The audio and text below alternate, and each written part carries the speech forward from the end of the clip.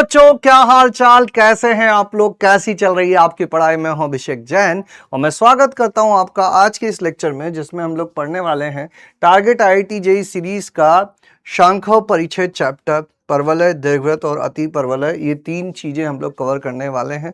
देखेंगे किस किस टाइप के सवाल पूछे जाते हैं, कौन कौन से सवाल पास्ट में पूछे गए हैं और सभी सवालों को हल करने की कोशिश करेंगे। ठीक है, चलिए स्टार्ट करते हैं। तो आज का जो टॉपिक रहने वाला है वो है सांख्य परिच्छेद, परवलय, दीर्घवृत्त और अति परवलय।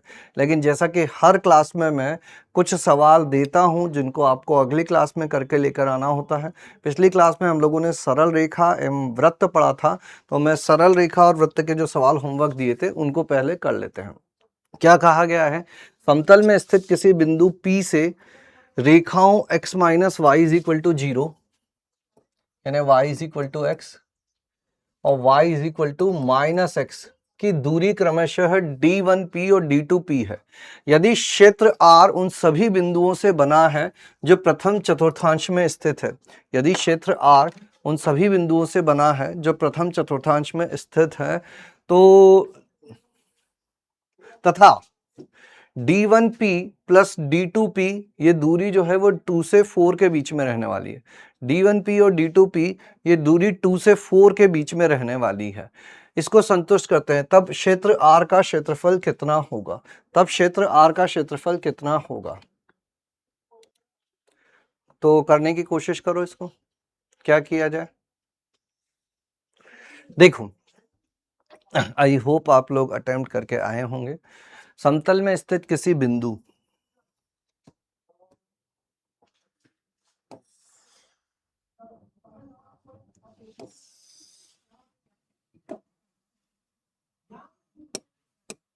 यह है रेखा y is equal to x और यह है रेखा y is equal to minus x.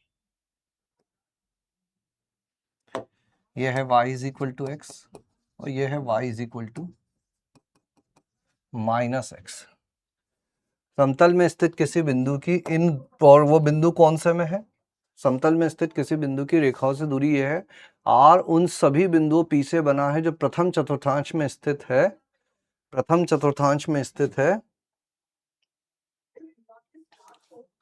और उनकी इससे दूरी जिसको अपन d1p कहते हैं और इससे दूरी जिसको अपन d2p कहते हैं, d1p और d2p का योग 2 से 4 के बीच में है। मान लेते हैं ये P बिंदु H कॉमा K है। मान लेते हैं ये P बिंदु H कॉमा K है। तो P की इससे दूरी और इससे दूरी, तो P की इस रेखा से दूरी क्या होगी? ये रेखा क्या है अपनी? x minus y is equal to 0। ये रेखा क्या है? x plus y is equal to 0। H comma K की पहली रेखा से दूरी, H कॉमा K की पहली रेखा से दूरी क्या होगी? मापांक h minus k by root two. H comma K की दूसरी रेखा से दूरी क्या होगी? h plus k by root two. और ये योग किससे किसके बीच में होगा? ये योग 2 से लेकर 4 के बीच में होगा। ये योग 2 से लेकर 4 के बीच में होगा। अब क्या किया जाए? देखो, दो केसेस संभव है, या तो h k से बड़ा होगा या h k से छोटा होगा। तो अपन केस 1 बनाते हैं। केस 1, अगर h k से बड़ा है, h k से बड़ा है तो ये धनात्मक से खुलेगा,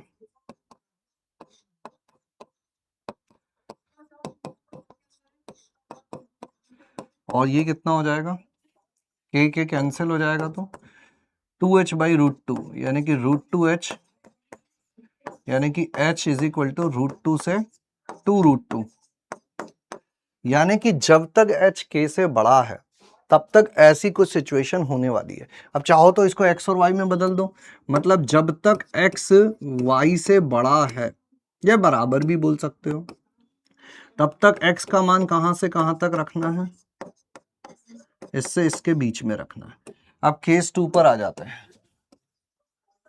केस 2, जब h का मान k से छोटा है, h का मान k से छोटा है तो ये मापांक किससे खुलेगा?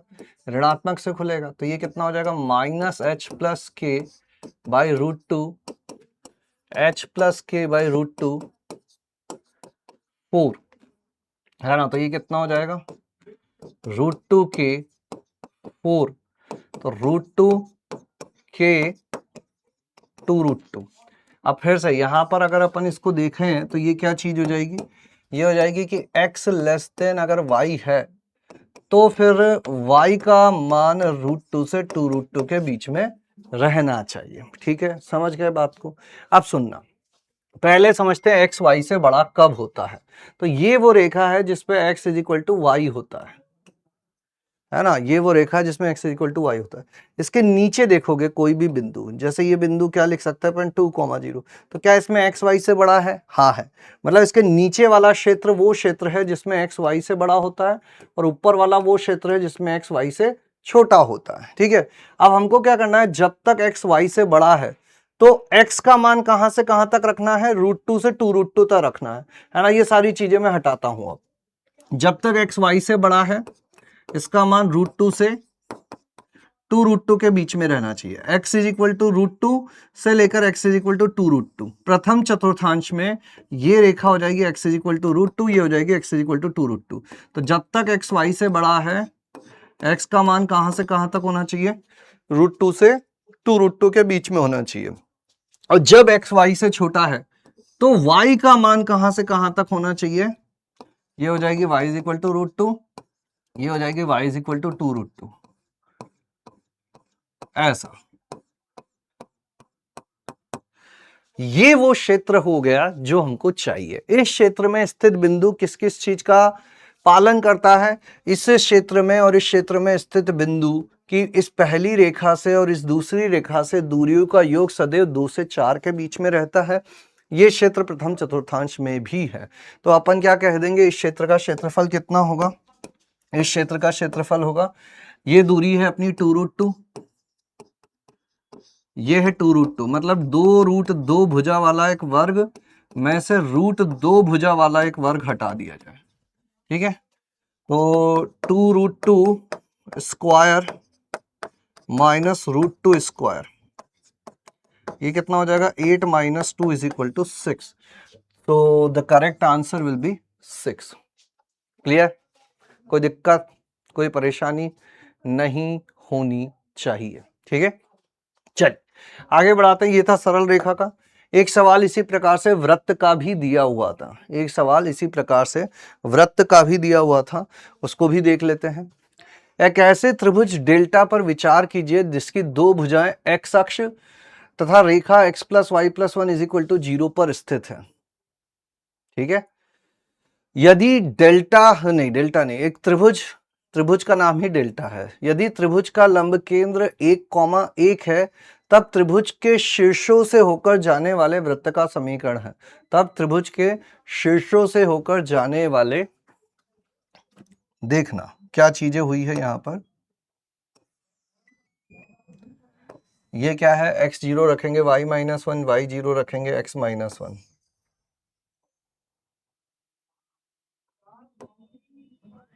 चलो अपन पूरा ही बनाते हैं, अच्छे से ही बनाते हैं, x अक्ष y अक्ष, ये अपनी ऐसी हो गई चीजें।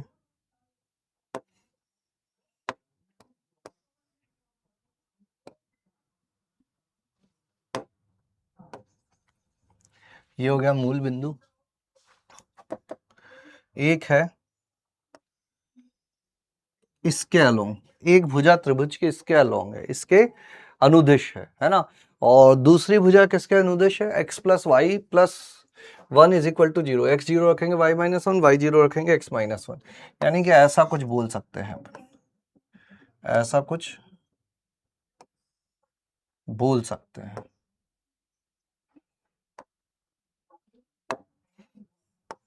ये हो गया अपना, एक भुजा इसके अनुदिश है, एक भुजा इसके अनुदिश है। ठीक है, और त्रिभुज का जो लंब केंद्र है वो 1,1 है।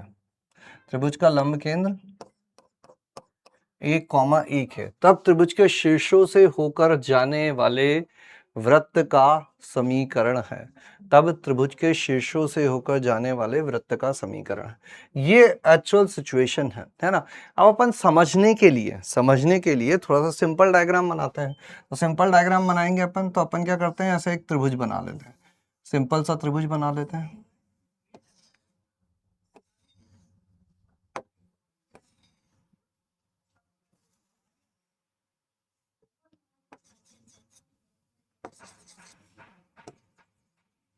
एक्स अक्ष, इस रेखा को मैं बोल देता हूं x plus y plus one is equal to zero. तो इन दोनों का प्रतिच्छेदी बिंदु क्या हो जाएगा बताओ? x अक्ष की समीकरण होती है y is equal to zero, y is equal to zero रख देंगे तो x आ जाएगा माइनस वन, है ना। मतलब ये बिंदु की बात हो रही है, ध्यान से देखोगे तो माइनस वन कॉमा जीरो। और इनका जो लंब केंद्र है, लंब केंद्र कैसा होगा, है ना, ये समझने वाला डायग्राम इधर चल रहा है।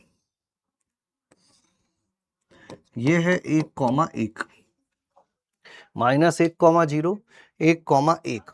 अब मुझे ये बताओ कि अगर तुम्हें माइनस 1,0 पता है, इनके नाम भी मैं रख देता हूं, चलो कुछ ए बी सी और डी ई एफ, और इसको तो अपन जानते ही एच बोलते हैं। तो अपन को बी एच का ढाल पता है, तो बी एच का ढाल पता है तो इसके लंबवत रेखा का ढाल हमें मिल जाएगा। बी एच का ढाल पता है तो इसके लंबवत रेखा का ढाल हमें मिल जाएगा।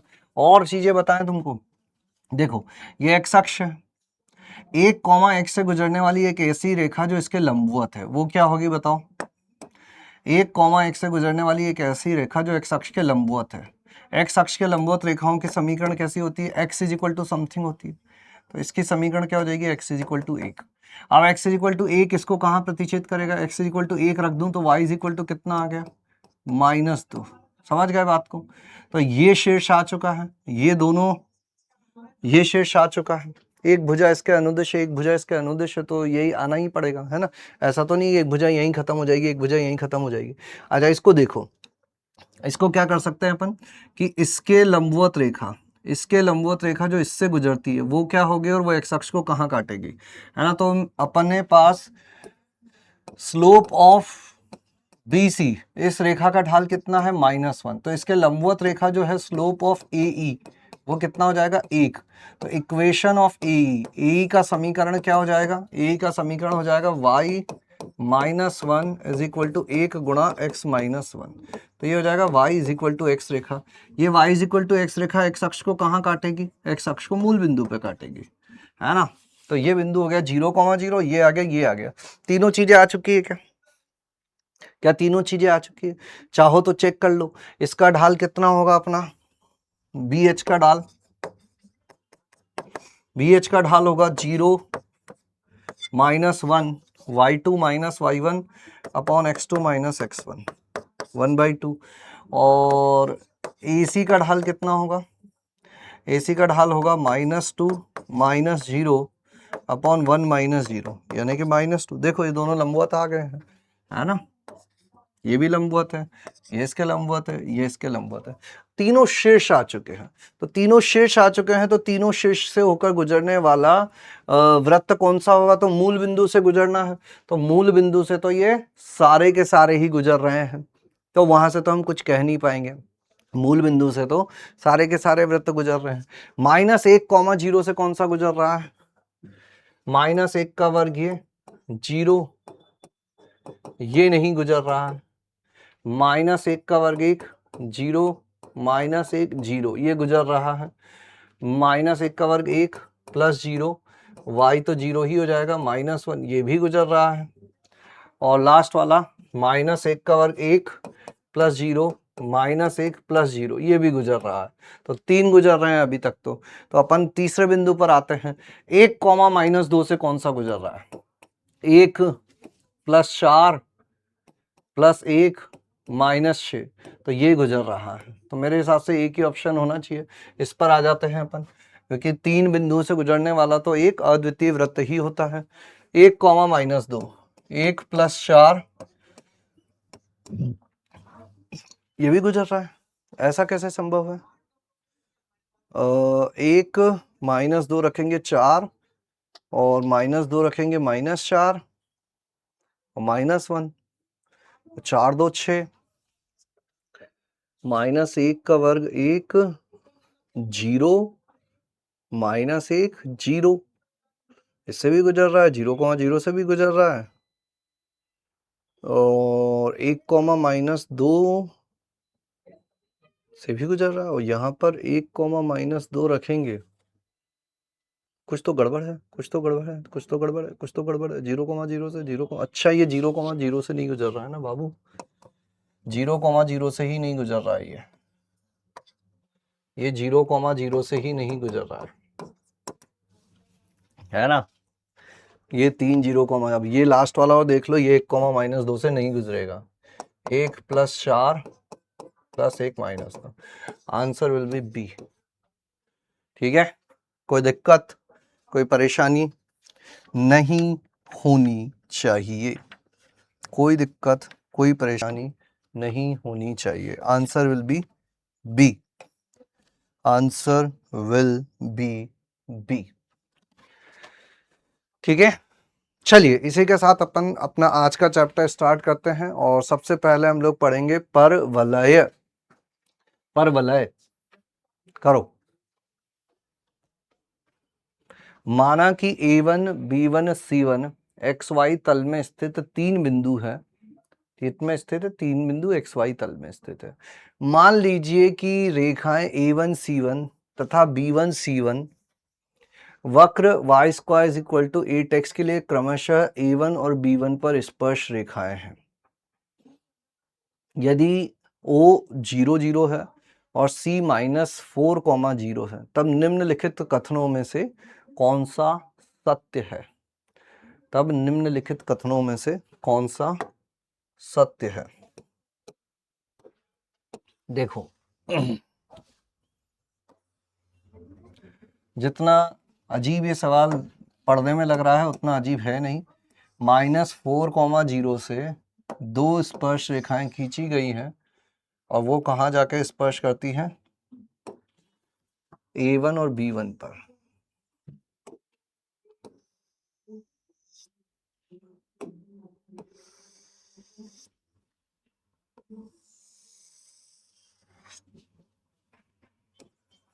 A1 B1 C1 -4, 0 y² = 8x। ये है y² = 8x। ठीक है, वो मूल बिंदु है। तो ये क्या है, मतलब ये तो बड़ा ही फर्जी सा सवाल नहीं हो गया? यहाँ पर y² = 4, a की जगह 2 और x, यानी a = कितना है? 2 है। तो स्पर्श रेखा का समीकरण क्या होता है? ty = x + a, यानी कि जहां t किसको मान रहा हूं मैं? इस बिंदु के निर्देशांक मान रहा हूं। क्या होते हैं? 80², 280, है ना। 8 दूनी 16t², 16t²। ठीक है, और इसको किससे गुजार दो? -4, 0 से। तो ये हो जाएगा 4 = 2t², t² = 2, t = ±√2। तो t = ±√2 यहाँ रख दें, तो ये बिंदु कितना आ जाएगा अपना? t² = 2 रखोगे तो 2 दूनी 4, और ये कितना हो जाएगा अपना? क्या था यहाँ पर? 4t। तो 4t यानी +4√2। तो यहाँ रख के देख लो, 8 चौक 32, 16 दूना 32, तो ये हो जाएगा 4, -4√2। और ये तो पता ही है हमको, और ये O 0, 0 है। तो OA1 की लंबाई कितनी हो जाएगी?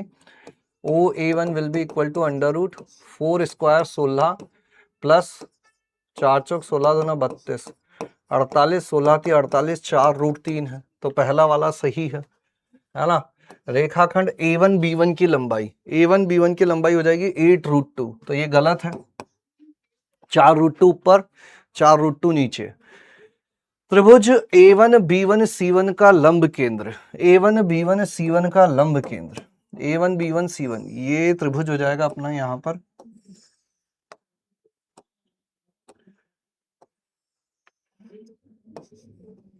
A1 B1 C1, इसका लंब केंद्र क्या होगा? इस भुजा के लंबवत रेखा तो तुम्हें पता ही है ना, जो कि इससे गुजरती है, इस शीर्ष से गुजरती है। इस भुजा के लंबवत रेखा जो कि इस शीर्ष से गुजरती है, ये होगी। इस भुजा के लंबवत रेखा जो इस शीर्ष से गुजरती है, और इस भुजा के लंबवत रेखा जो इस शीर्ष से गुजरती है, कोई भी एक पता कर लो, है ना। तो A1C1 का ढाल कितना है, 4√2 -0 अपॉन 4 माइनस माइनस 4, यानी कि 8 हो गया। 8 हो गया तो ये हो जाएगा 1/√2।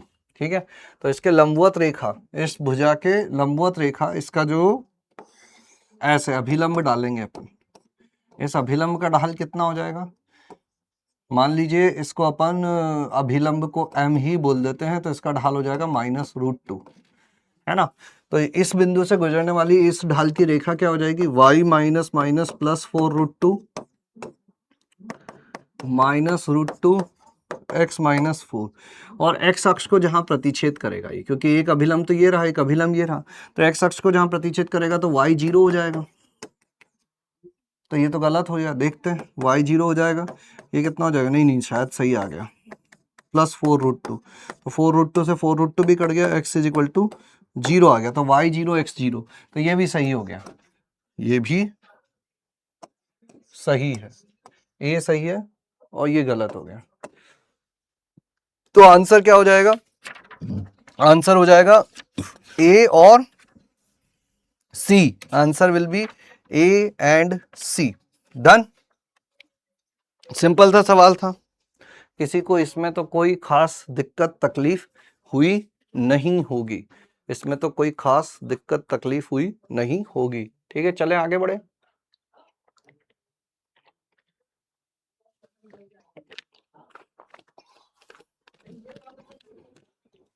पानी वानी पीते रहा करो भाई, क्या करते रहा करो, पानी वानी पीते रहा करो। चलिए नेक्स्ट, ये है 2024 का एक और परवलय का। पहले परवलय के कुछ सवाल करेंगे, फिर दीर्घवृत्त के करेंगे, फिर अति परवलय के करेंगे। ठीक है, करो इसको, 2 मिनट का समय लो और करने की कोशिश करो।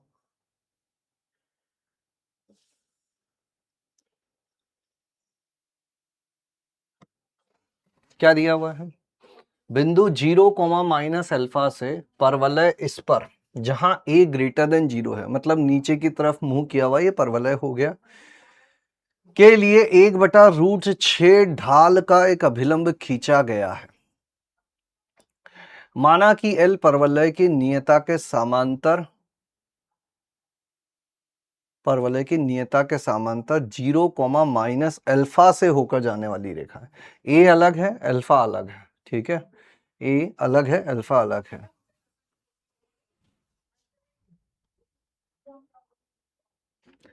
मान लीजिए एल परवलय को दो बिंदुओं ए तथा बी पर प्रतिच्छेद करती है।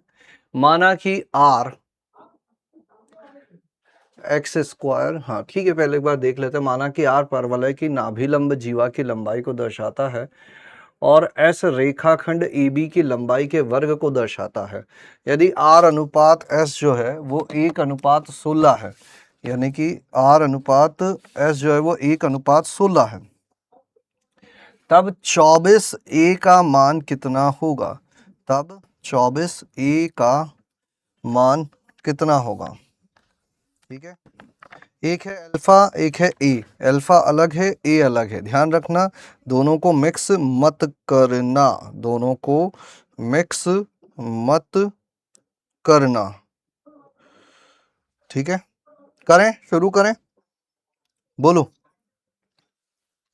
बैठे बैठे क्या करें, करना है कुछ काम, शुरू करते हैं इस सवाल को लेकर प्रभु का नाम, है ना। तो सबसे पहले तो ये परवलय कैसा दिखेगा, x square is equal to -4ay 0, minus alpha से इस परवलय जहां a ग्रेटर देन 0 है, मतलब नीचे की तरफ मुंह किया हुआ है, के लिए 1/√6 ढाल का एक अभिलंब खींचा गया।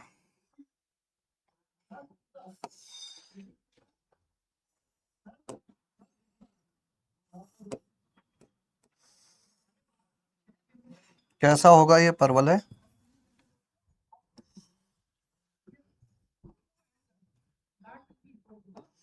अरे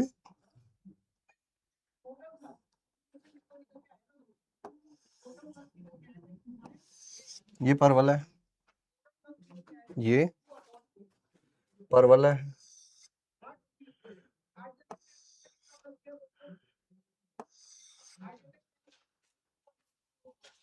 ठीक है, समझ गए बात को। अब क्या है, 0 कॉमा माइनस अल्फा से इस अभिलंब पर एक 1/√6 ढाल का अभिलंब खींचा गया है। अभी 0 कॉमा माइनस अल्फा कहाँ होगा? अगर ये ऊपर हुआ, ये बात पक्की है, वाई अक्ष पे होगा। अब ऊपर हुआ तो ऊपर से तो एक ही अभिलंब खींचा जाएगा। और ढाल कैसा होना चाहिए? अगर 0 कॉमा माइनस अल्फा मैंने यहां लिया तो फिर तो ये ऐसी सीधी रेखा होगी, ढाल सीधी रेखा होगी अभिलंब, और इसका ढाल तो अपरिभाषित होता है, मतलब इस 0 कॉमा माइनस अल्फा को भी यहीं कहीं होना पड़ेगा, ठीक है। 0 कॉमा माइनस अल्फा से ये ऐसे धनात्मक ढाल वाला एक अभिलंब खींचा गया है, धनात्मक ढाल वाला एक अभिलंब खींचा गया है, ये 90 डिग्री पर है, और इसका ढाल कितना है? 1/√6, ठीक है।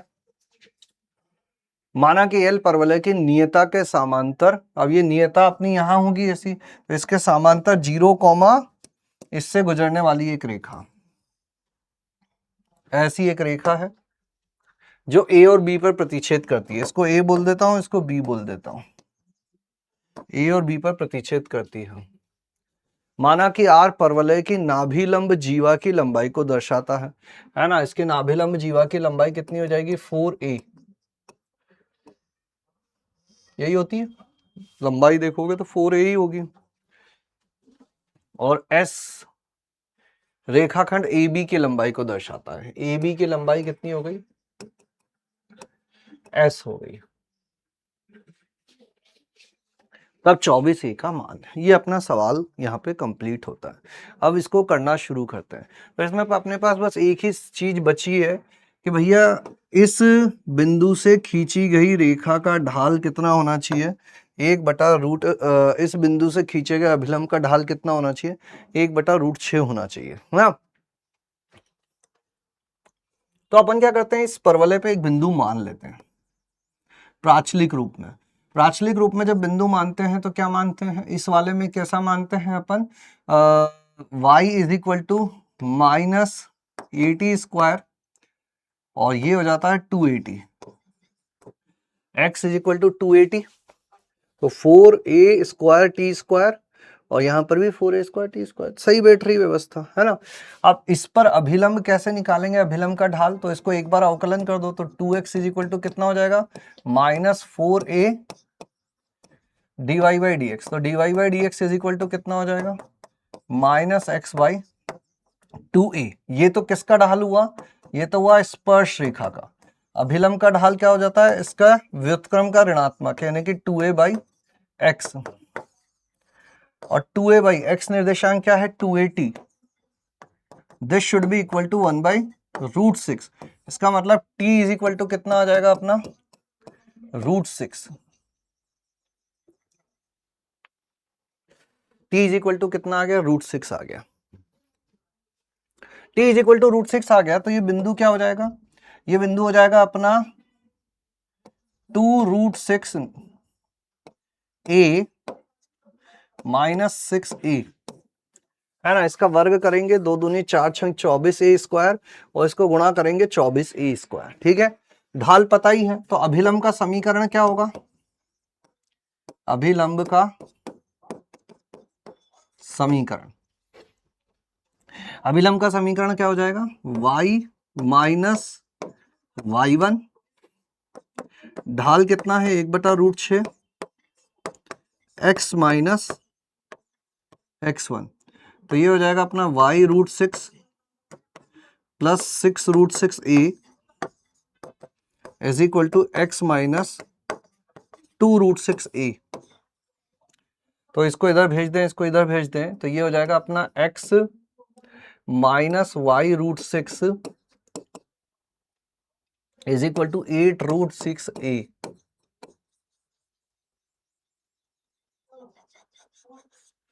8√6a, ठीक है। अब ये जहां y अक्ष को काटती है, मतलब x इज इक्वल टू, इसमें मैं 0 रखूं तो y√6 minus y√6 is equal to 8√6a आ जाएगा, यानी कि y इज इक्वल टू कितना हो जाएगा, -8a हो जाएगा। And this should be equal to minus alpha, है ना। y अक्ष को कहाँ काटती है, यहां काटती है, तो यहां से अल्फा इज इक्वल टू कितना आ गया, 8a आ गया।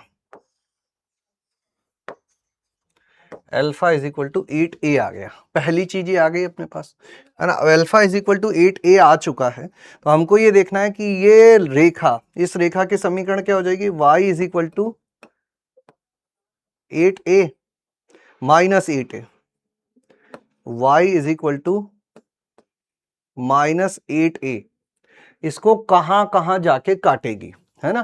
तो x² is equal to -4a और y की जगह लिख दिया मैंने -8a, तो x² इज इक्वल टू हो गया 32a², यानी x इज इक्वल टू कितना हो जाएगा, 16 दूना 32, यानी कि +/4√2a। तो ये बिंदु क्या हो जाएगा, 4√2a, -8a, -4√2a, -8a, तो ये दूरी कितनी हो जाएगी, 8√2a हो जाएगी, 8√2a, ठीक है। ये दूरी हो गई 8√2a, और नाभि लंब की लंबाई कितनी है, 8√2a, और नाभि लंब की लंबाई कितनी है अपनी, है ना, 4√2a इधर, 4√2a इधर, और नाभि लंब की लंबाई हो जाएगी 4a। तो कुछ तो गड़बड़ अपन ने कर दी है कहीं पे, 32a², हाँ, अभिलंब का समीकरण, ढाल पता चल गया था, अभिलंब का समीकरण ऐसे करके निकाल लिया अपन ने, है ना। यहां पर 4√2a वर्ग को दर्शाता है, s जो है वो AB² है ना। ये जो AB दूरी आई है, ये AB दूरी आई है 8√2a, AB का स्क्वायर कितना हो जाएगा, 8 × 64 दूना 128a², अब जाके उत्तर आएगा, खत्म, ये s हो गया। s पता है, r पता है, तो r/s है 1/16, r/s है 1/16, r कितना है 4a, s कितना है 128a², तो ये कितना हो जाएगा, a² इज इक्वल टू 1/2, 16 चौक 64, एक a², a is equal to 1/2, तो इसका मतलब 24a इज इक्वल टू हो जाएगा 12, and the answer will B 12, answer will B 12, कितने वेल्व, 12। नेक्स्ट एक और सवाल करते हैं फटाफट से, एक परवलय का सवाल और है, पढ़ो क्या दिया हुआ है। माना कि परवलय y² is equal to 4ax, जहां a is equal to a greater than 0 है,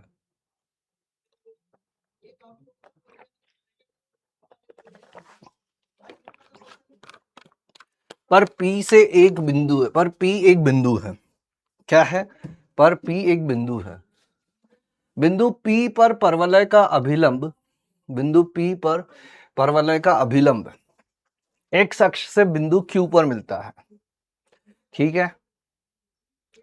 त्रिभुज PFQ जहां F इस परवलय की नाभि है, त्रिभुज PFQ जहां F इस परवलय की नाभि है का क्षेत्रफल 120 है, यदि अभिलंब का ढाल m है एवं a, अभिलंब का ढाल m एवं a दोनों धनात्मक पूर्णांक है, तब a, m क्या होगा।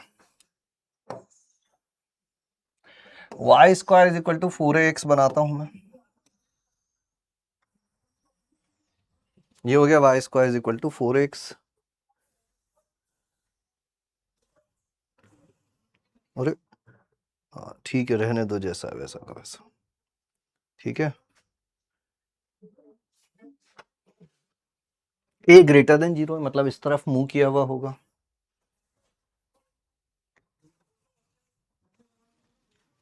ठीक है।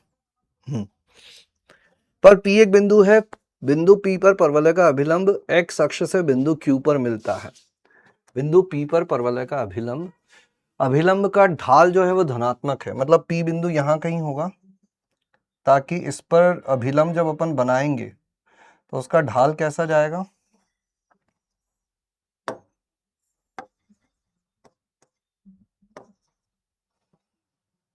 Q पर मिलता है।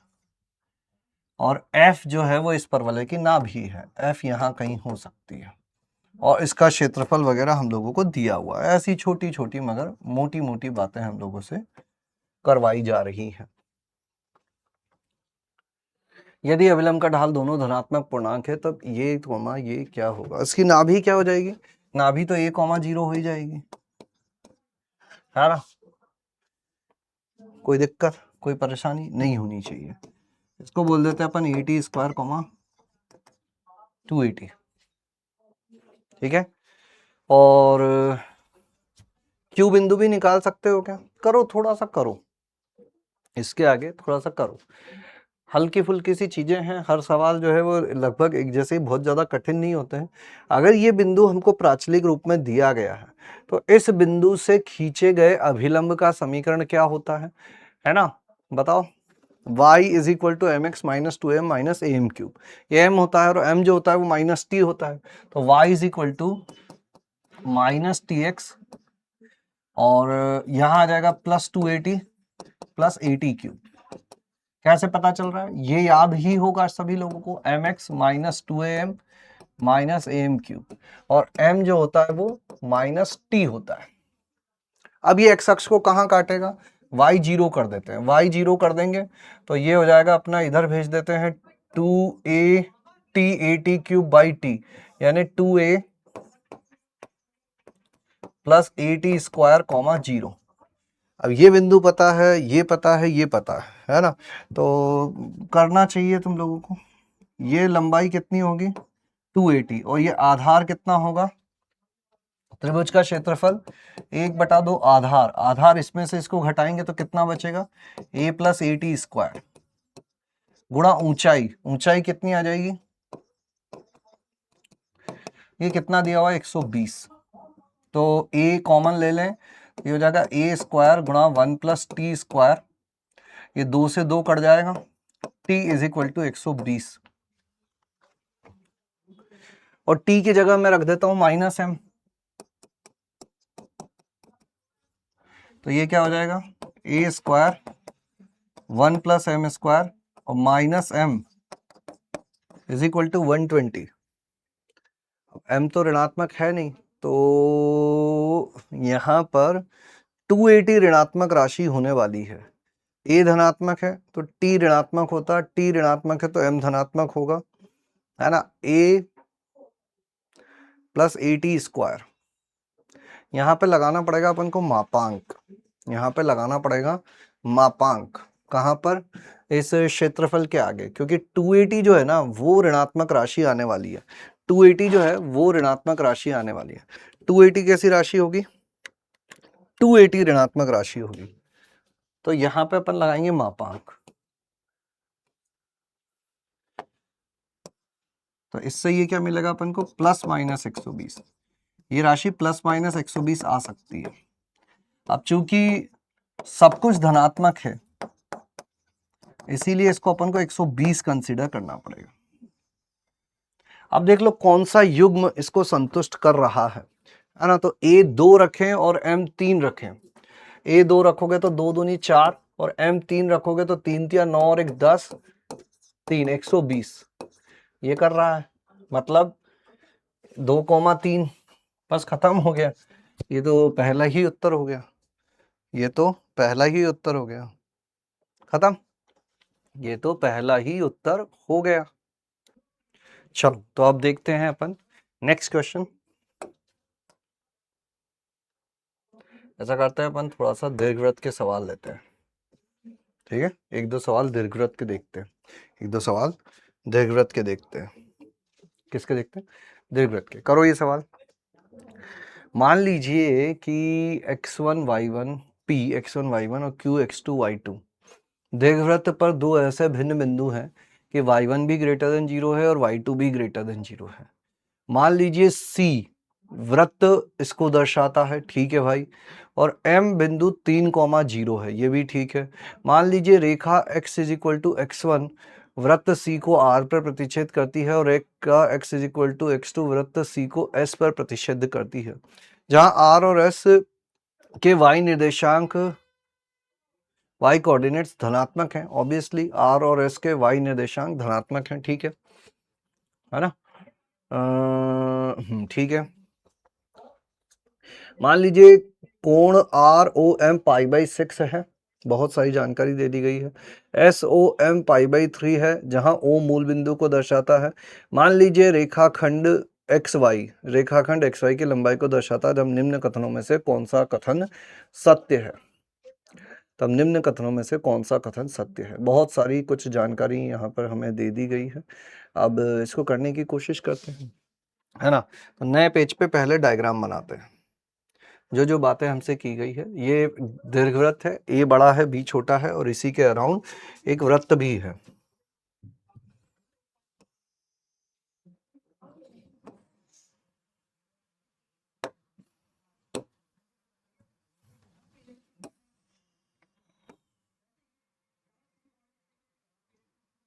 ये हो जाएगा, और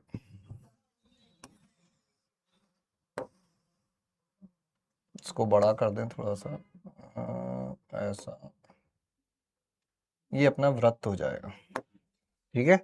दीर्घवृत्त है एक्स स्क्वायर बटे 9 प्लस वाई स्क्वायर बटे 4। ये बिंदु होगा 3,0, ये है 0,0, ये है m, ठीक है। P x1 y1 और Q x2 y2 इस दीर्घवृत्त पर दो ऐसे बिंदु हैं कि y1 और y2 धनात्मक है। C वृत्त को दर्शाता है, m 3,0 है, line x is equal to x1 इस पर प्रतिच्छेद करती है, r और इसके निर्देशांक भी धनात्मक है ना? तो क्या क्या नाम था? P और Q। मान लेते हैं अपन P यहां कहीं है, x1 y1, और S यहां कहीं है, PQ, ये अपना P, ये अपना Q, x1 y1 x2 y2। अब ये जो रेखा है, ये है x is equal to x1, ये बिंदु के निर्देशांक है x1 y1, y1 धनात्मक है तो ऊपर की तरफ बनाया। ये जिस जगह काटती है जाकर, रेखा x is equal to x1 जिस जगह जाके काटती है वो है अपना धनात्मक, ऊपर उसका y धनात्मक है। इसी तरह से x is equal to x2 रेखा जहां जाके काटती है, x is equal to x2 रेखा जहां जाके काटती है वो है PQRS, PQRS, ठीक है। यहां तक की चीज क्लियर? ये धनात्मक, आर और एस ऊपर की तरफ है। आर ओ एम जो है वो पाई बाई 6 है, R O M pi by 6 है, आर ओ एम ये पाई बाई 6 है। इस कोण की बात करें अपन, आर ओ और इधर जो है ये एम, ये पाई बाई 6 है, और S O M pi by 3 है। मतलब एक तरफ भी हो सकते थे, बस अपन ने ऐसे ही थोड़ा सा साफ सुथरा रखने के लिए इसको ऐसा बना दिया है, क्योंकि एक्स पर तो कोई प्रतिबंध था नहीं, है ना। ये पाई बाई 6 है, दिखने में नहीं होगा लेकिन ये है, और ये पाई बाई 3 है, दिखने में भले ये छोटा होगा लेकिन ये बड़ा है, जहां ओ मूल बिंदु को दर्शाता है। मान लीजिए एक्स वाई रेखाखंड की लंबाई को दर्शाता है। जब निम्न कथनों में से कौन सा कथन सत्य है? P और Q को जोड़ने वाली रेखा का समीकरण ये है, P और Q को जोड़ने वाली रेखा का समीकरण ये है। यदि n2 is equal to x2, 0 है तो 3 times n2q is equal to 2 times n2s है, और यदि n1 is equal to x1 ये है तो ये चीजें हैं।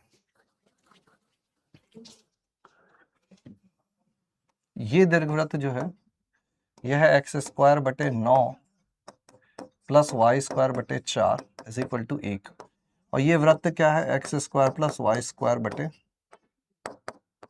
9, ठीक है।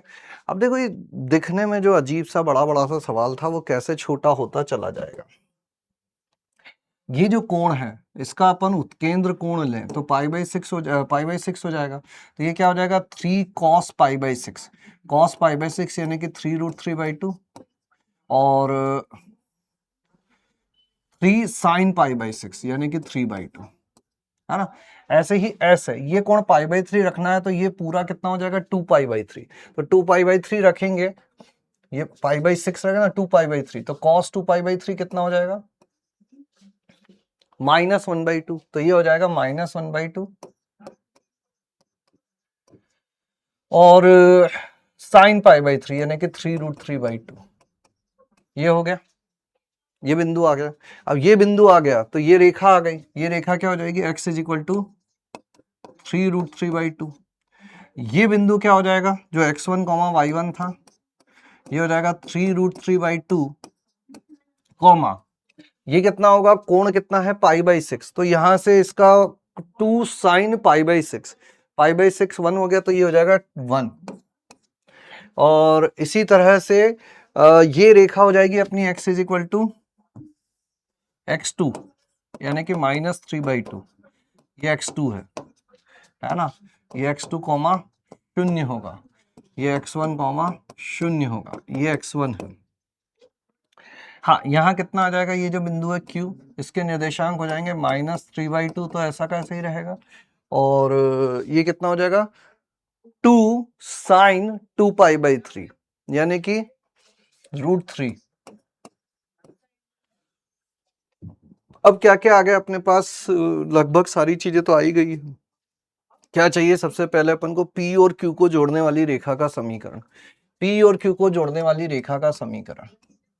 तो y-1 is equal to y2 minus y1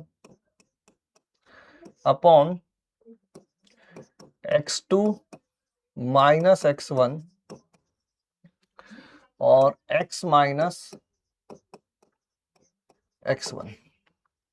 ठीक है, अब इसको हल कर लेते हैं। देखो कितना बड़ा भारी सा दिखता है लेकिन अंदर से टाइ टाइ फिस हो जाता है। ऊपर लिखा है 1 माइनस √3, नीचे 3/2 कॉमन ले लें तो ये हो जाएगा √3 + 1, ये हो जाएगा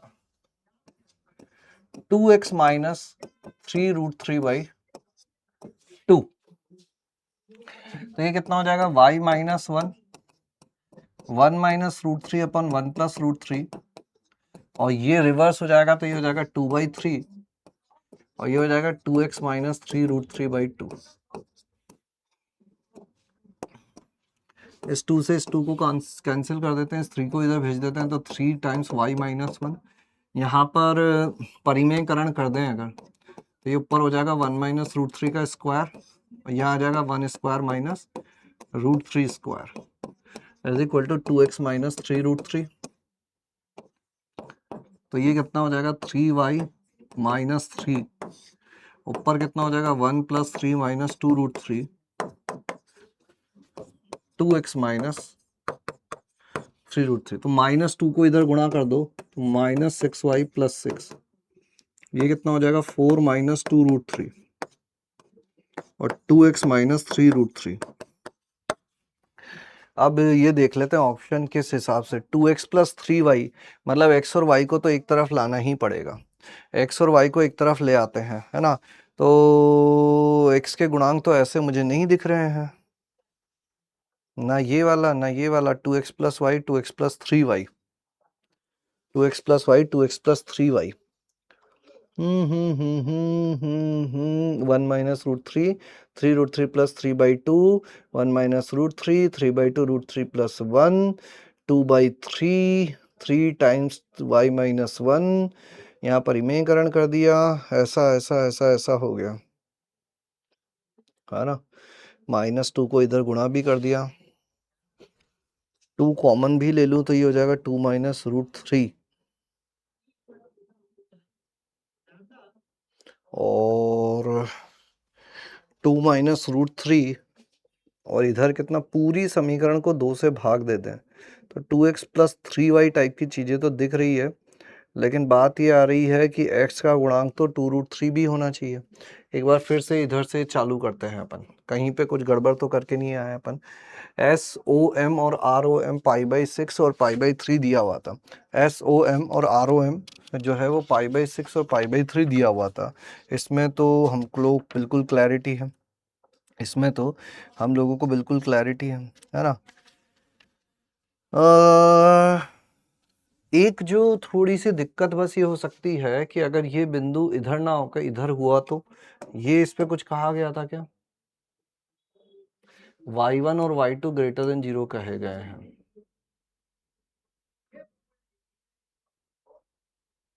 y1 और y2 के निर्देशांक धनात्मक है, बाकी तो और कुछ भी नहीं कहा गया, बाकी तो और कुछ भी नहीं कहा गया है ना। 3/2 बस ऐसा होगा कि अगर इसको इधर ले लें तो ये प्लस हो जाएगा, वो प्लस हो जाएगा तो अपना काम जो है वो आसान हो जाएगा, अपना काम जो है वो आसान हो जाएगा। देखो बस इतनी सी बात है कि अपन ने इधर माना है, इधर मानने के सिचुएशन में तो आंसर नहीं बैठ पा रहा है, लेकिन अगर इसी बिंदु को मैं इधर मान लूं थोड़ी देर के लिए, एस बिंदु को भी इधर मान ले, एस बिंदु को भी इधर मान ले, तो जो है ना व्यवस्था बैठ जाएगी।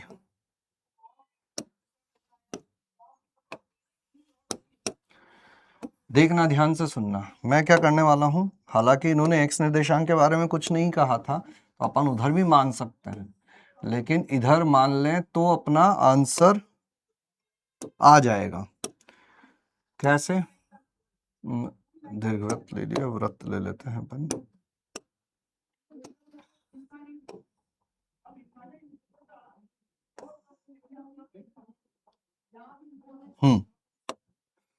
जो दो बिंदु लेने हैं हम लोगों को वो इस तरह से लेने हैं कि एक π/6 कोण बना रहा है और एक π/3 कोण बना रहा है, π/6 कोण बना रहा है और एक π/3 कोण बना रहा है ना।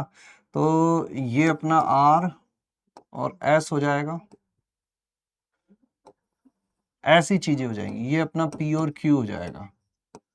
तो R और S तो अभी भी वही रहेंगे, इसमें क्या है कि ये कितना π/6 कोण बना रहा है, इस वृत्त की समीकरण क्या है, x² + y² = 9 है ना, तो 3 हो जाएगी त्रिज्या, तो 3 cos π/6 यानी 3√3/2 और 3 sin π/6 यानी कि 3/2, और ये कितना हो जाएगा, अब π/3 ले लोगे तो 3 cos π/3, 3 cos π/3 यानी कि 3/2 और 3 sin π/3, तो 3 sin π/3 हो जाएगा 3√3/2 है ना। अब ये जो बिंदु है, ये जो रेखा है, ये क्या हो जाएगी, x = 3√3/2, और इसको जब दीर्घवृत्त में रखेंगे x²/9 + y²/4 = 1 है ना, तो ये क्या होगा, x निर्देशांक तो वही रहेगा 3√3, नहीं ये x निर्देशांक तो वही रहेगा, y निर्देशांक क्या बन जाएगा, कोण है π/6 तो 2 sin π/6 यानी कि 1 हो जाएगा, और ये जो Q बिंदु है, इस Q बिंदु के लिए क्या हो जाएगा, x निर्देशांक तो 3/2 ही रहेगा, y निर्देशांक क्या हो जाएगा 2 sin π/3, तो 2 sin π/3 कितना हो जाएगा, √3 हो जाएगा। तो अब जो P और Q आए हैं वो आए हैं 3√3/2, 1, जो इधर भी था अपना 3√3/2, 1, बस उसमें मैंने क्या किया कि x निर्देशांक ऋणात्मक लेने की जगह उसको भी इधर ले लिया, तो वो हो जाएगा 3/2, √3। और इस तरह की सिचुएशन में जो PQ की समीकरण होगी वो थोड़ी सी आसान हो जाएगी, y - √3 y2 - y1 upon x2 - x1, देखो दिख रहा है ना, वो √3 कट जाएगा है ना, और यहाँ आ जाएगा x - 3/2, तो ये कितना हो जाएगा, y - √3, ये ऊपर है √3 - 1, नीचे 3/2 कॉमन ले लें तो 1 - √3 x - 3/2, ये इससे कट जाएगा, -1 बचेगा, तो y - √3 x - 3/2, तो गुणा कर दो, 3 को इधर गुणा कर दे तो 3y - 3√3 -2x + 3, तो 2x + 3y = 3 कॉमन ले लेंगे तो 1 + √3, तो 2x + 3y = तो ए ऑप्शन सही हो गया, ये ऑप्शन सही हो गया। क्या हो गया, ये ऑप्शन करेक्ट हो गया। अब n2 x2 है, x2 comma 0 n1 n2 n1। अब दूरियों में तो यहां पर भी कोई फर्क नहीं पड़ेगा, चाहे ये सिचुएशन ले लो n1 n2, और बताना क्या है अपन को, n2q और n2s, n2q और n2s, n2q और n2s का अनुपात क्या होगा। तो ये इसका y निर्देशांक n2q का y निर्देशांक कितना है, √3, और इसका क्या है 3√3/2। तो n2q गुणा 3 is equal to 2 times n2s, ऐसा दिया हुआ है क्या, 3 times n2q, 3 times n2q is equal to 2 times n2s, ये हो गया। Next n1 n1p upon n1r, n1p कितनी दूरी होगी 1 और n1r कितनी दूरी होगी 2, तो ये हो जाएगा अपना 3 times n1p is equal to 2 times n1r, तो ये वाला गलत हो जाएगा। तो आंसर क्या हो जाएगा अपना ए और सी, आंसर क्या हो जाएगा ए और सी। क्लियर है, चले फिर आगे बढ़ते हैं, एक सवाल और दीर्घवृत्त का करते हैं, ये वाला करो, करो एक सवाल और दीर्घवृत्त का करते हैं, करो।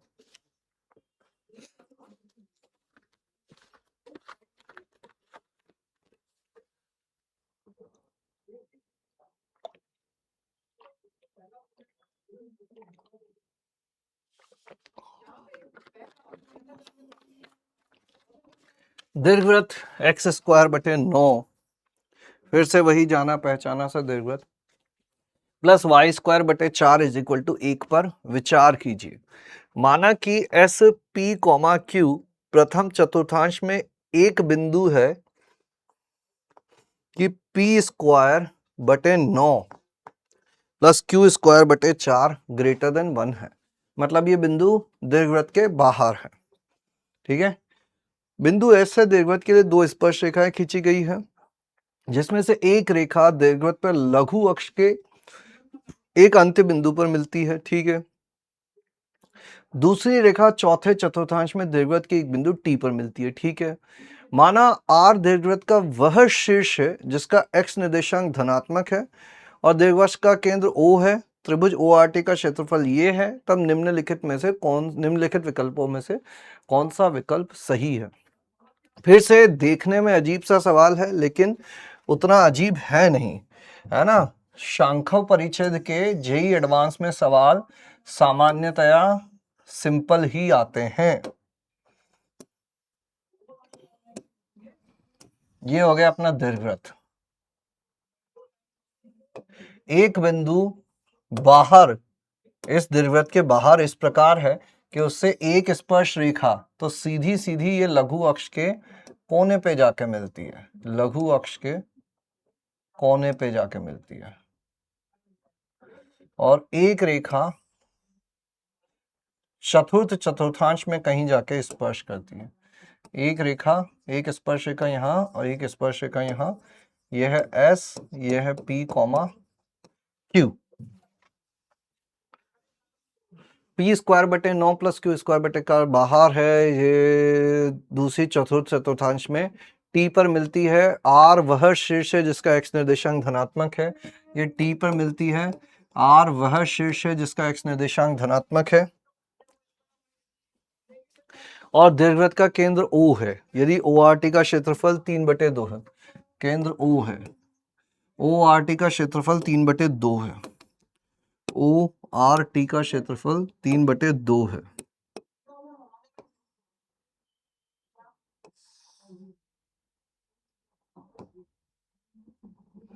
ORT का क्षेत्रफल 3/2 है।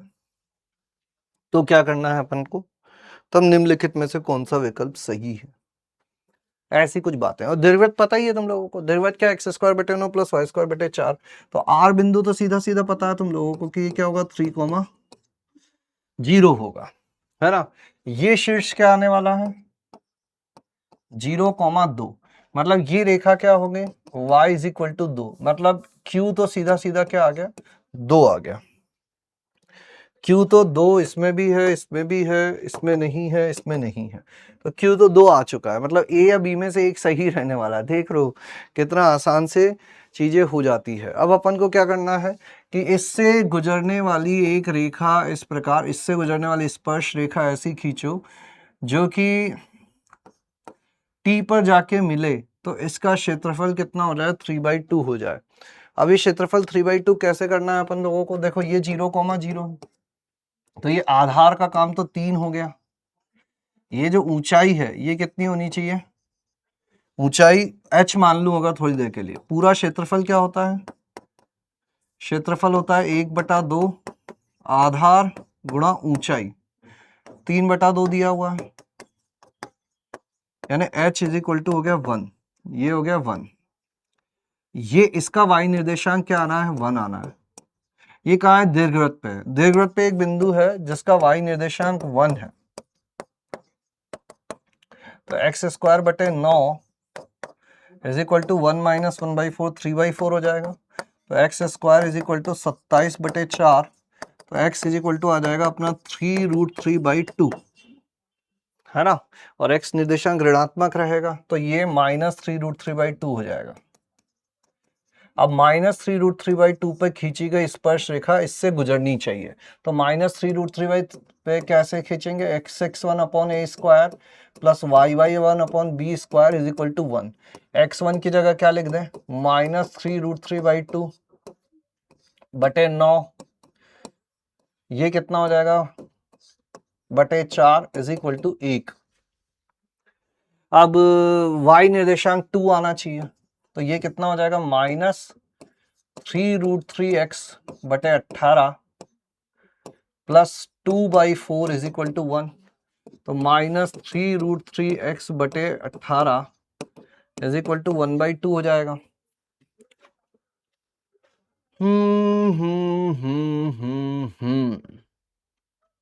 1/4 y इज इक्वल टू 2 है, ये धनात्मक आना चाहिए था, माइनस 3√3/2 कॉमा 1, माइनस 3√3 ये हो जाएगा 3×3 = 27, 27/4 यानी कि 3/4, 1/4, 1 हो रहा है। एक्स निर्देशांक सही है। y इज इक्वल टू 2 रखने पर x ऋणात्मक आ रहा है। इसका क्षेत्रफल जो है ना अपन को चतुर्थ चतुर्थांश में काटता है, ये बात पक्की है, ये भी लिख रखा है अपन ने। चौथे चतुर्थांश में देखो तो p 3√3 होगा, 4√3 होगा, क्या होगा, ये बातें हो रही है। एक बार देखते हैं ये कैसे हो सकता है। इस पर एक स्पर्श रेखा खींची जा रही है और वो y is equal to 2, y1 2/4, 1/2।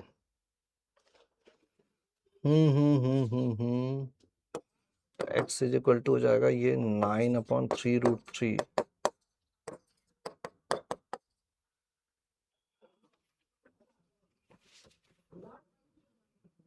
P जो है वो तो धनात्मक ही आना चाहिए। y इज इक्वल टू 2, इसको जब प्रतिच्छेद करेगी इसका क्षेत्रफल, अगर मैंने 3/2 लिया है तो h आ गया 1, जबकि h होना चाहिए -1। x आएगा धनात्मक, y आएगा ऋणात्मक, है ना। यहाँ पे ये प्लस वाला आएगा 3√3/2 और ये होगा -1। तो 3√3/2 प्लस में होगा, ये होगा माइनस में, ये होगा प्लस में और ये होगा माइनस में, तो ये इधर जाकर हो जाएगा 3/4, है ना। किससे गुजार दिया मैंने, p,2 से, या ये मान लो इसके साथ अपन प्रतिच्छेदन निकाल रहे हैं p,2 से। तो p इज इक्वल टू कितना हो जाएगा अपना 3 से 3 कट गया 18/4√3, 2 के पहाड़े से 9 गया, 3√3/2। अभी भी कुछ गड़बड़ है, 2 रखना है यहाँ पर, यहाँ 2 रखोगे तो ये -2/4, ये 1/4 ही होगा और ये 1/4 ही होगा। तो P = अपना 18/4 गुणा 3√3 होने वाला है, 1/2 होगा, 9/3√3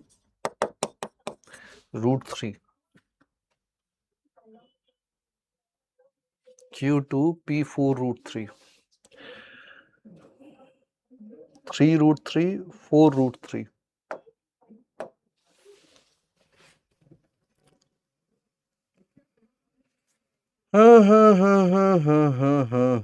क्षेत्रफल कितना बताया हुआ है? ORT का क्षेत्रफल 3/2 है। T के निर्देशांक पक्का यही होंगे, इसमें कोई दोहराए नहीं है ना। 3√3, -1, उस पर स्पर्श रेखा खींच दी अपन ने। स्पर्श रेखा आ जाएगी x गुणा 3√3/9 प्लस ये, है ना। अब इसमें y = 2 रख दें, y = 2 रख दूं मैं तो -2/4 होगा, -2/4 यानी 1/2, इधर जाके बनेगा 3/2। इतना ना भैया कंफ्यूजन ही कंफ्यूजन है, सॉल्यूशन क्या पता नहीं। इसको गुजार दिया P, 2 से, इसीलिए साफ सफाई से काम करना चाहिए। ये सारे जो पाप हो रहे हैं ना, ये जल्दीबाजी के चक्कर में हो रहे हैं। यहाँ -2/4 = 1, तो ये हो जाएगा P गुणा 3√3/18, 1/2, 3/2, 3 से 3 कट गया, 9 कट गया, 9/√3, यानी कि 3√3 will be this correct answer. तो 3√3 यानी कि A will be the correct answer. ठीक है, बढ़े आगे। चलिए आगे बढ़ते हैं, अगला देखते हैं अपन। अब एक सवाल करते हैं अपन अति परवलय पर। किस पर करते हैं? एक सवाल करते हैं अति परवलय पर, ये वाला करो। हालांकि हमें अभी नहीं पता है कि अति परवलय का है या नहीं है, लेकिन दीर्घवृत्त ठीक है, करो तुम तो। दीर्घवृत्त आ जाए तो दीर्घवृत्त, अति परवलय आ जाए तो अति परवलय, दीर्घवृत्त आ जाए तो दीर्घवृत्त, अति परवलय आ जाए तो अति परवलय। करो करो करो करो करो करो करो करो करो करो करो।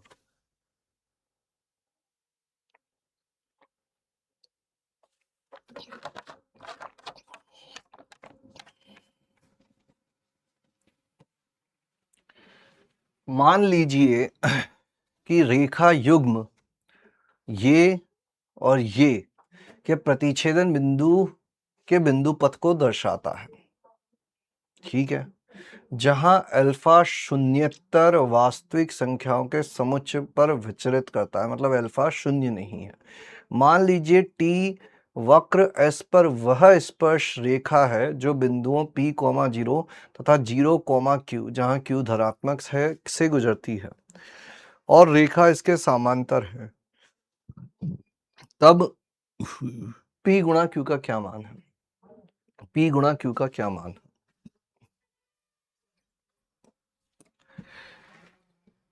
इनका प्रतिच्छेदन बिंदु, एक रेखा क्या है 4x - 3y = 12 अल्फा, दूसरी रेखा क्या है 4 अल्फा x + 3 अल्फा y = 12। मान लेते हैं इनका प्रतिच्छेदन बिंदु h, k है। उसी का बिंदु पथ चाहिए, जिसका बिंदु पथ चाहिए तो h, k मान लेते हैं। तो h, k इन दोनों को संतुष्ट करेगा। तो ये कितना हो जाएगा 4h - 3k = 12 अल्फा, और ये क्या हो जाएगा 4 अल्फा h + 3 अल्फा k = 12। अब इन दोनों से अपन को h और k को एलिमिनेट करना है, तो क्या करो सीधा सीधा इन दोनों को गुणा कर दो, इधर इधर वाली चीजें गुणा कर दो। तो ये कितना हो जाएगा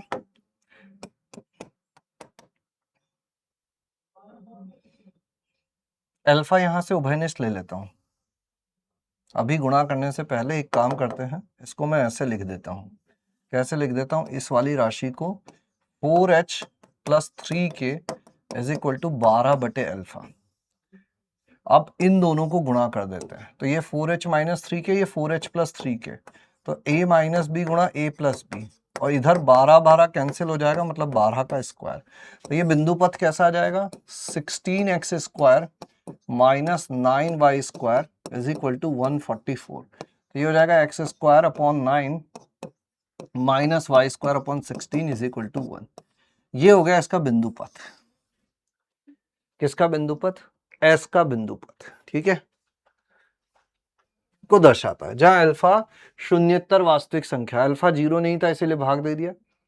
मान लीजिए टी वक्र एस पर वह स्पर्श रेखा है जो बिंदु P, 0 तथा 0, Q से गुजरती है और रेखा इसके समांतर है। तो अपन को क्या चाहिए? इसके समांतर वह रेखा चाहिए, इस अति परवलय की वह रेखा जो इसके समांतर है, इस अति परवलय की वह रेखा जो इसके समांतर है, इस अति परवलय की वह रेखा जो इसके समांतर है।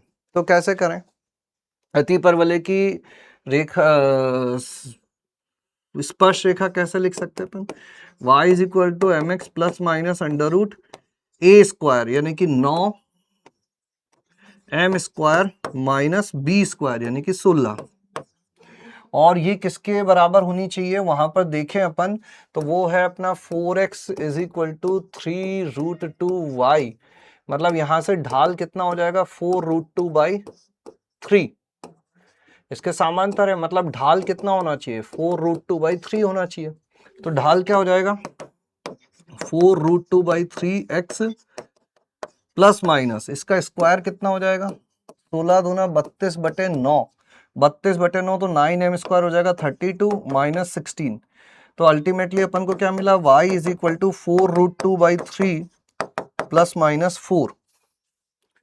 y is equal to 4 root 2 by 3 plus minus 4।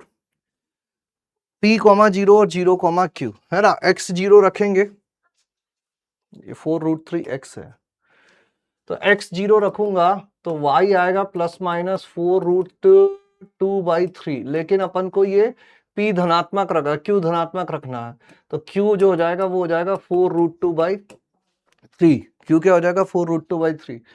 और p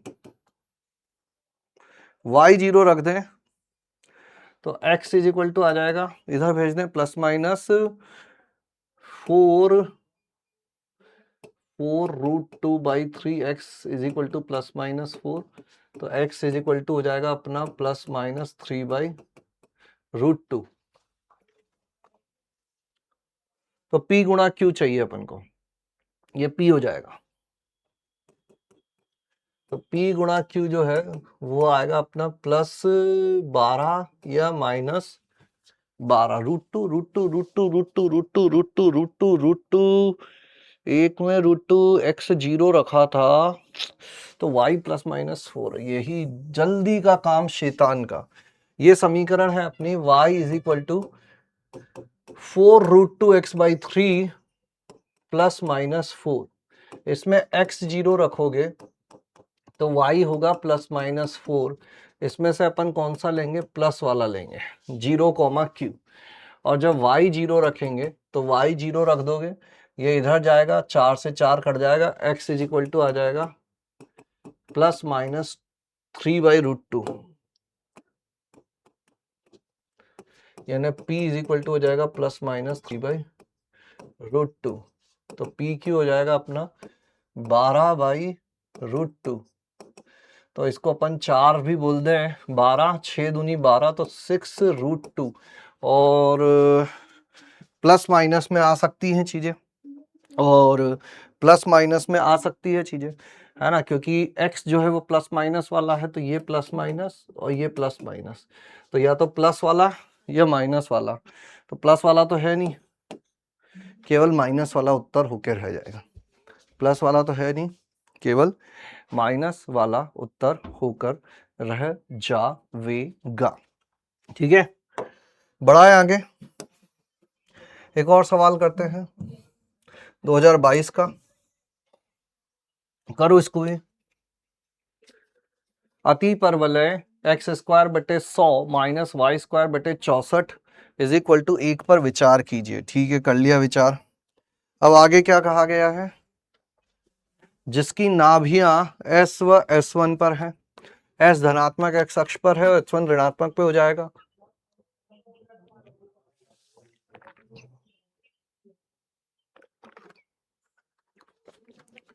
माना P प्रथम चतुर्थांश में अति परवलय पर एक बिंदु है और S डैश जो है वो अल्फा है और अल्फा π/2 से छोटा है।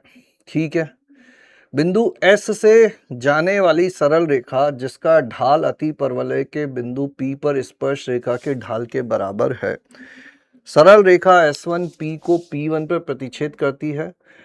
माना कि P की सरल रेखा SP1 से दूरी डेल्टा है और beta is equal to S1 P है, तब बीटा डेल्टा बटे 9 गुणा साइन अल्फा बटा बी अल्फा बटे 2 से। देखो डायग्राम बनाते हैं।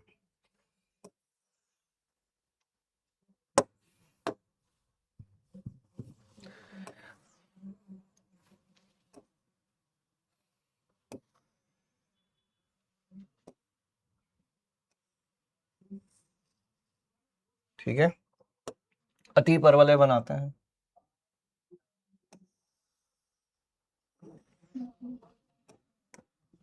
इसका कर देते हैं अपन मोर, डुप्लीकेट मारते हैं पहले और फिर डुप्लीकेट वाले को कर देते हैं फ्लिप, ऐसे इसको उठाकर यहां लगा देते हैं। ठीक है, इसकी नाभि है S और S डैश, S मान लेते हैं यहां है, S डैश मान लेते हैं यहां है। एक बिंदु है P इस प्रकार से कि ये PS और PS डैश, इनके बीच का कोण जो होगा वो अल्फा हो जाएगा। PS डैश, इसके बीच का कोण क्या हो जाएगा, अल्फा हो जाएगा। S और S1 है, सॉरी S और S1 है, S1 लिख लेते हैं, ओ S1 लिख लेते हैं इसको, ये बीच का कोण अल्फा है। ठीक है, S धनात्मक एक्स पर S P S1 अल्फा है, अल्फा π/2 से छोटा है। S से जाने वाली सरल रेखा जिसका ढाल अति परवलय के बिंदु P पर स्पर्श रेखा के ढाल के बराबर है। S से जाने वाली सरल रेखा जिसका ढाल इस बिंदु पर स्पर्श रेखा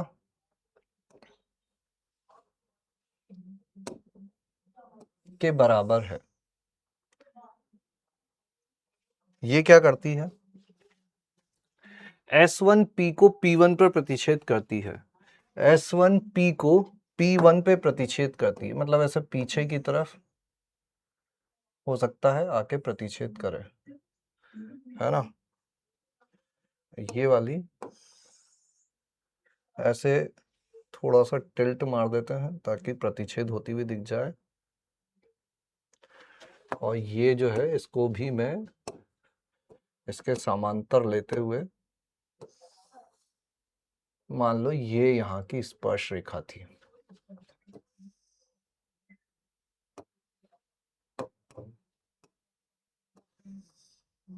ये स्पर्श रेखा थी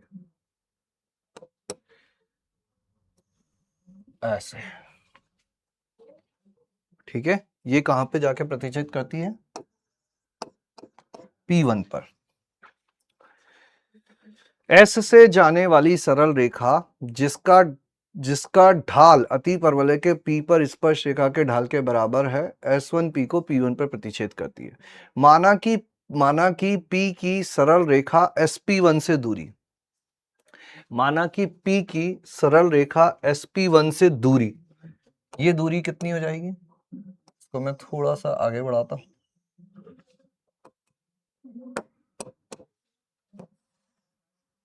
डेल्टा है, माना कि P की सरल रेखा से, और beta is equal to S1 P है। S1P ये बीटा है। कहां से कहां तक?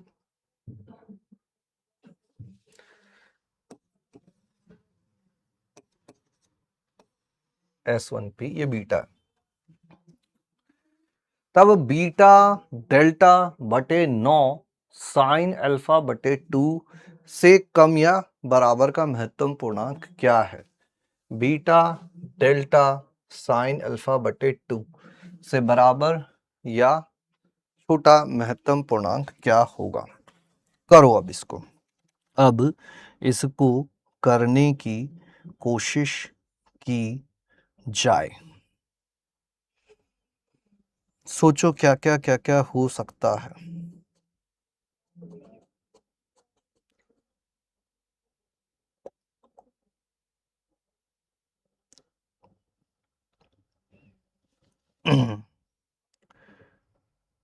क्या क्या चीजें हम लोगों को दी हुई है। 1 मिनट का समय लो और करने की कोशिश करो।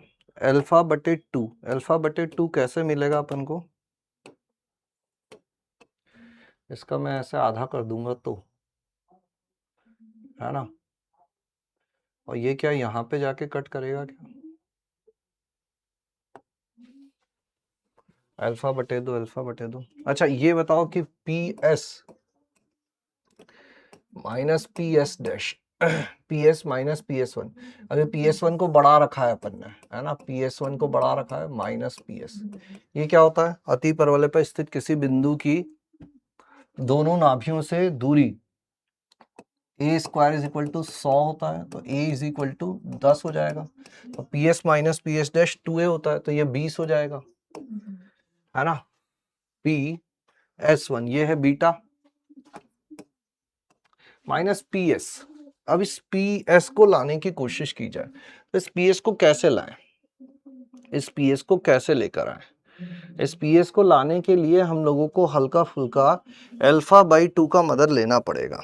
किसका मदद लेना पड़ेगा? अल्फा बाई 2 का मदद लेना पड़ेगा, क्योंकि डेल्टा और ये चीजें यहाँ पे दिख रही है ना? ये 90 डिग्री है, ये कोण अल्फा है, ये 90 डिग्री है, ये कोण अल्फा है, ये इसके लंबवत है, तो पूरे के भी लंबवत होगा। थोड़ी देर के लिए ना इसको हटाता हूं मैं यहाँ से, ये अपन को कंफ्यूजन क्रिएट कर रहा है। तुम्हें पता है इसका मान कितना है, ठीक है? इसको मैं थोड़ी देर के लिए हटाता हूँ। ये 90 डिग्री है, तो इधर ये भी 90 होगा, ठीक है? और ये पूरा भी 90 होगा, है ना? ठीक है। और ये डेल्टा है। अगर ये डेल्टा है, इन आधे आधे कोणों की मैं बात करूं, अल्फा बाई 2 ये हो जाएगा, अल्फा बाई 2 अल्फा बाई 2, ये अल्फा बाई 2 हो जाएगा। अगर ये अल्फा है, ये 90 है, ये अल्फा है, ये 90 है, तो अपन इसको क्या बना सकते हैं? इसको क्या बना सकते हैं अपन? ये कोण को मैं मान लेता हूं अल्फा बाई 2। ये कोण को मैं मान लेता हूं अल्फा बाई 2, ठीक है? अल्फा बाई 2 ये है ना। देखो थोड़ा सा डायग्राम में ना अपना गड़बड़ हो गया है, इसको मैं फिर से बनाता हूँ। थोड़ा सा डायग्राम जो है उसमें गड़बड़ी हो गई है, इन लाइनों को हटाता हूँ मैं और थोड़ा सा एक अलग तरह से विजुअलाइज करवाने की कोशिश करता हूँ तुमको, ताकि चीज़ें साफ सुथरी दिखाई दे। क्या हो? साफ सुथरी दिखाई दे। जो समझाने की मैं कोशिश कर रहा हूँ वहाँ तक पहुँच पाए अपन, जो समझाने की कोशिश कर रहा हूँ वहाँ तक पहुँच पाए। थोड़ा सा अलग टाइप का सवाल है, थोड़ा सा अलग टाइप का सवाल है, ठीक है? देखो क्या करते हैं, पहले अपन किसी बिंदु से इसकी पहली नाभि और दूसरी नाभि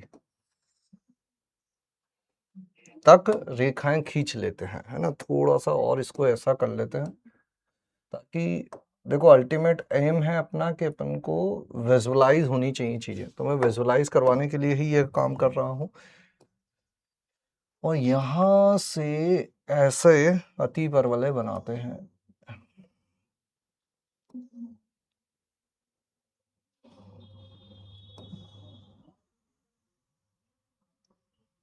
ये और दूसरा वाला इसी का डुप्लीकेट करके फ्लिप करके ऐसा कर देते हैं, डुप्लीकेट करके फ्लिप करके ऐसा कर देते हैं। ठीक है, और ये जो स्पर्श रेखा है वो स्पर्श रेखा यहाँ कहीं आ जाएगी बीच में। अब इस स्पर्श रेखा का क्या होता है कि स्पर्श रेखा जो होती है, स्पर्श रेखा जो होती है वो इन दोनों को मिलाने वाली, इन दोनों को मिलाने वाली, इन दोनों नाभियों को मिलाने वाली जो रेखाएं होती हैं उनका ये ऐसी हो गई स्पर्श रेखा, उनको ये समद्विभाजित करती है, समद्विभाजित करती है। इसको थोड़ा सा और इधर ले लें तो ये कुछ ऐसी सिचुएशन मानी जा सकती है कि यहाँ पर स्पर्श रेखा है और इसको अपन ऐसा ऐसा ऐसा खींच दें तो ये ऐसी सिचुएशन हो जाएगी कुछ, है ना।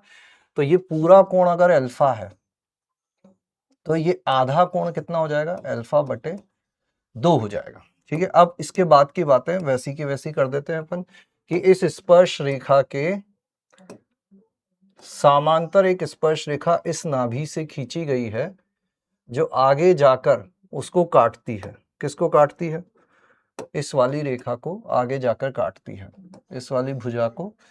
अरे थोड़ा सा बड़ा करके फिर से घुमा देता हूं मैं, थोड़ा सा डायग्राम जो है उसमें मेरे साथ जुड़े रहना। यहाँ पर ऐसा थोड़ा सा और घुमाना पड़ेगा तो फिर वो उधर नाभि पे जाता हुआ नहीं दिखेगा।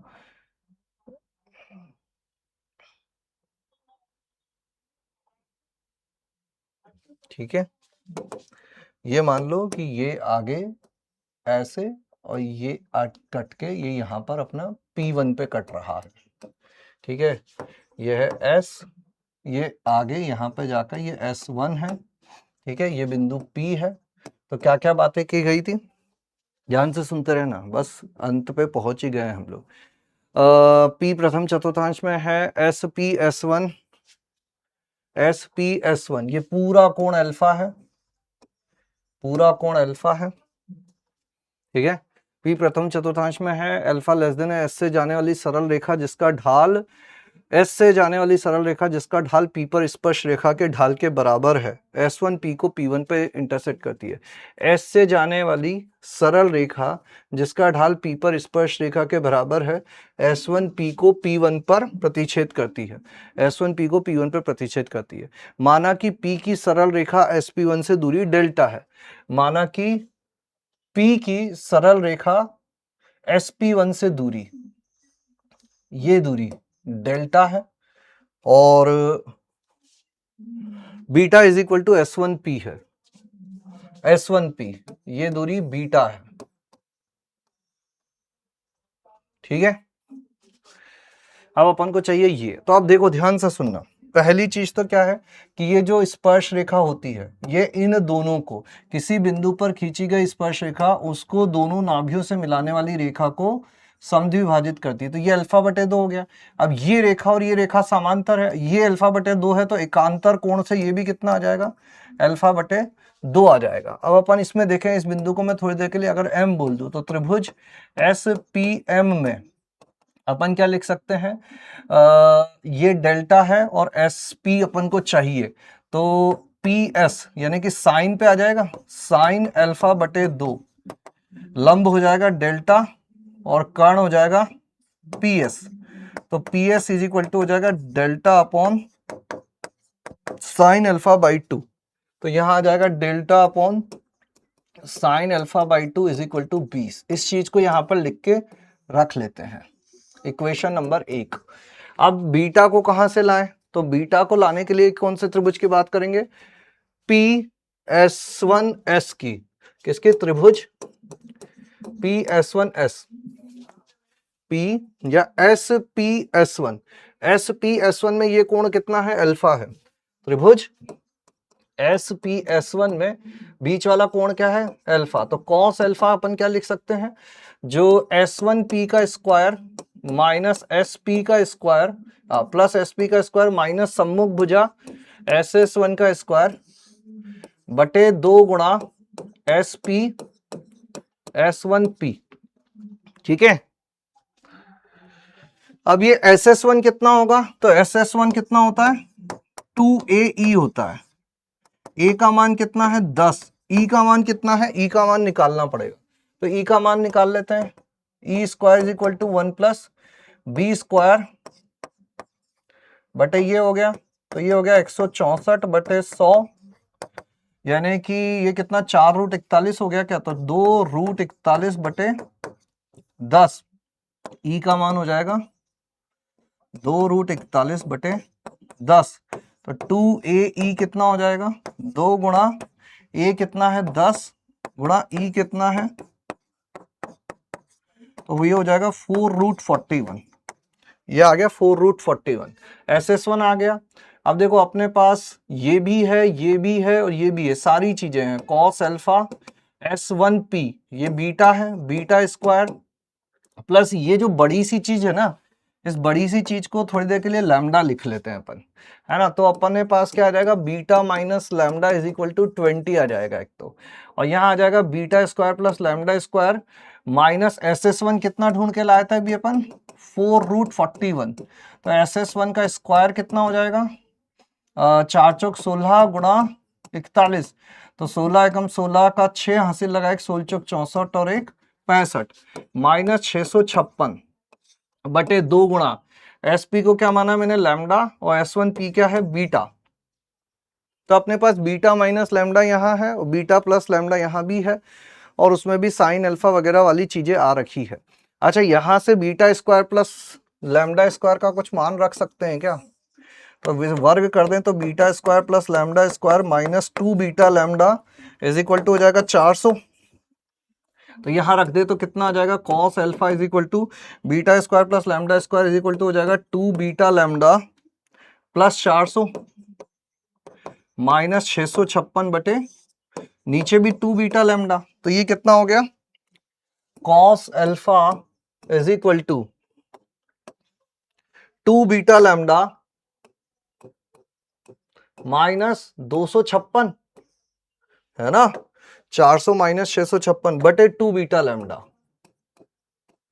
ठीक है, तो अपन को चाहिए क्या, किसका मान निकालना है अल्टीमेटली अपन को, बीटा डेल्टा बटे 9 sine alpha by 2, beta delta बटे 9, मतलब एक तरह से अगर इन दोनों को गुणा करूं मैं, लैम्डा क्या है अपना, लैम्डा मैंने माना है delta upon sine alpha by 2, तो बीटा गुणा लैम्डा क्या हो जाएगा, beta delta upon sine alpha by 2 हो जाएगा। मतलब बटे में नहीं चाहिए अपन को, कहाँ चाहिए, अच्छा ये तो अगला सवाल आ गया, यहां चाहिए गुणा में। ठीक है, हाँ, तो लैम्डा क्या था, लैम्डा मैंने माना था किसको, delta upon sine alpha by 2, delta upon sine alpha by 2, ये बात याद रखना। ठीक है, बस अब लगभग अपन पहुंचने ही वाले हैं, लगभग अपन पहुंचने ही वाले हैं। ठीक है, लगभग अपन पहुंचने ही वाले हैं। ठीक है, हाँ, बहुत बढ़िया। इसको मैं क्या लिख देता हूं, 1 minus 2 sine square alpha by 2, यहां अलग अलग कर दे तो ये हो जाएगा 1 माइनस 256 बटे 2 बीटा लैम्डा। तो 1 से 1 कट गया, माइनस से माइनस कट गया, तो 2 sine square alpha by 2 is equal to 256 बटे 2 बीटा लैम्डा। इधर भेज दे तो ये हो जाएगा 4 beta lambda sine square alpha by 2 is equal to 256, है ना। और बीटा लैम्डा क्या है, delta upon sine alpha by 2 गुणा sine square alpha by 2 is equal to 256। तो ये कितना हो जाएगा 4 beta delta sine alpha by 2 is equal to 256। तो beta alpha sine alpha beta delta sine alpha by 2 is equal to हो गया 64। और अपन को क्या चाहिए, इस पूरे के बटे में 9 चाहिए, इस पूरे के बटे में 9 चाहिए। तो बीटा डेल्टा बटे 9 sine alpha by 2 will be equal to 64/9। और फिर इसका ग्रेटेस्ट इंटीजर चाहिए, तो ये हो जाएगा 9 सती 63 7 पॉइंट समथिंग। तो answer will B 7, answer will B 7। Clear है। तो देखो वो डायग्राम जो है वो थोड़ा सा अपन ने गलत बना लिया था, तो उस वजह से चीजें समझने में थोड़ी सी दिक्कत हो गई थी।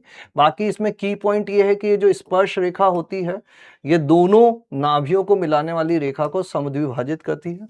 उसके आगे तो अपने आप होता चला जाएगा। ठीक है, चलिए तो अब खत्म करते हैं क्लास को। क्लास के क्वेश्चंस रिपीट करने हैं, जो क्लास में होमवर्क दिया है वो करने हैं हमको, और रिमेनिंग पीवाईक्यू करने हैं, रिमेनिंग पीवाईक्यूज करने हैं। इतना काम हम लोगों को करके लेकर आना है। ठीक है, तो आई होप आप लोगों को मजा आया होगा। सिंपल सवाल थे, है ना। कोनिक सेक्शन से दिखने में कहीं बड़े बड़े सवाल होते हैं, लेकिन एक्चुअल में वो काफी सिंपल हो जाते हैं अगर हम लोग सही से डायग्राम बना लें तो। ठीक है, चलिए इसी के साथ आज की सभा को समाप्त करते हैं। मिलेंगे अगली क्लास में कुछ और टॉपिक्स के साथ। तब तक के लिए थैंक यू, धन्यवाद, टाटा, बाय बाय। स्वस्थ रहें, मस्त रहें, खुश रहें, पानी पीते रहें, अच्छा खाएं, और सबसे जरूरी चीज प्यार लुटाते रहें। Thank you.